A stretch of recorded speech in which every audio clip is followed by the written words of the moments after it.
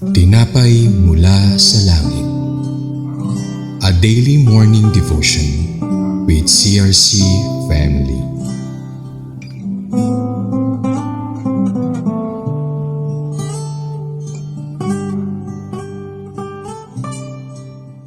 Isang mapagpala at masyaganang umaga mga kapatid. Ako po si Gadel Castromayor Simbahon mula sa CRC Makati. Samahan niyo po kami sa ating programang Tinapay mula sa Langit, ang pang-araw-araw nating devotion sa salita ng Diyos. Ngayong umaga ay matutunghayan natin ang ating pagbubulay-bulayan sa Numbers chapter 4 verses 24 to 28. Tayo po ay dumako muna sa pambungad na panalangin.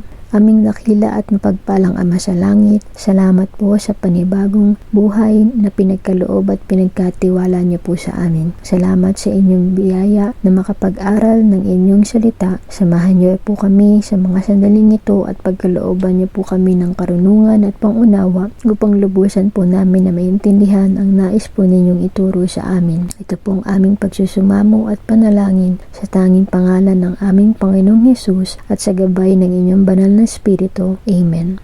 Basahin po natin ang ating teksto na matatagpuan sa Numbers chapter 4 verses 24 to 28 mula sa MBB version. Ito ang tungkuling ibibigay mo sa kanila. Dadalhin nila ang mga balat na asul at ang balat na yari sa balahibo ng kambing at mga mainam na balat na itinatakip sa toldang tipanan at ang tabing sa pintuan nito. Ang mga tali at balat na nakatabing sa bulwagan sa paligid ng tabernakulo at ng altar. Ang tabing sa pasukan ng bulwagan at ang lahat ng kagamitang kasama nito. Sila rin ang gaganap sa lahat ng gawaing kaugnay na mga bagay na ito. Ang lahat ng gagawin ng sambahayan ni Gershon ay pamamahalaan ni Aaron at ang kanyang mga anak.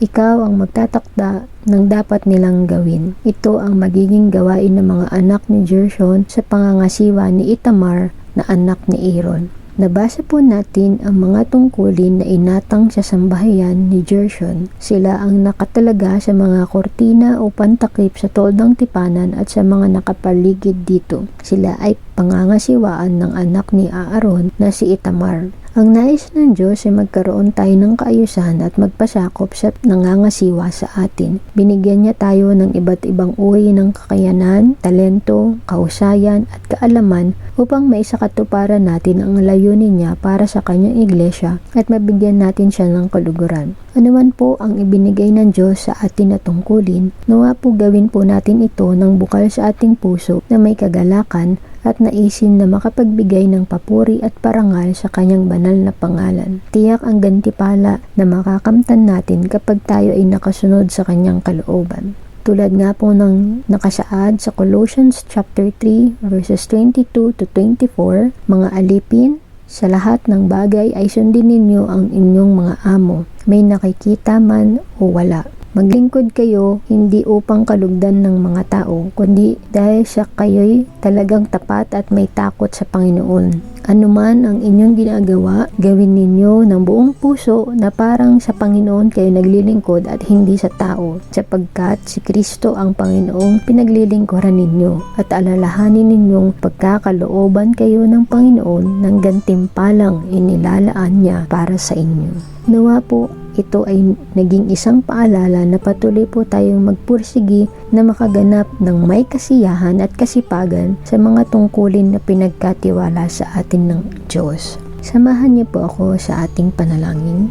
Aming Diyos na makapangyarihan sa lahat, salamat po sa kapahayagan ninyo po sa amin ngayong umaga. Nagpapakumbaba po kami at nagpapasakop sa inyong kalooban. Patuloy niyo po kaming bigyan ng banal na takot upang makasunod po kami sa inyong mga pinag-uutos at bigyan po namin kayo ng kaluguran. Patuloy niyo po kaming bigyan ng kagalakan sa aming mga puso sa anumang atas o tungkulin na pinagkakatiwala at pinagkakalob niyo po sa amin. Tuloy nga na may matatang makakatanggap kaming gantimpala kapag kami po ay nakakapagbigay ng kaluguran sa inyong pangalan at nakakaganap kami sa inyong kalooban at sa inyong layunin. Patuloy nyo rin din pong pagpalain ang mga sumasabay-bay sa programang ito at maging ang mababahaginan ng inyong mga salitang ito. Kaya po ang siyang patuloy na kumilos at mangusap sa amin habang kami ay nag-aaral ng inyong salita. Salamat po Panginoon sa lahat ng kabutihan nyo at patuloy kaming nananampalataya at nananalig sa inyo na marami pa po kayong magagandang bagay na gagawin sa taong 2024. Sa araw-araw na aming pamumuhay, Lord, Ikaw po ang aming magiging gabay, Ikaw ang aming provider,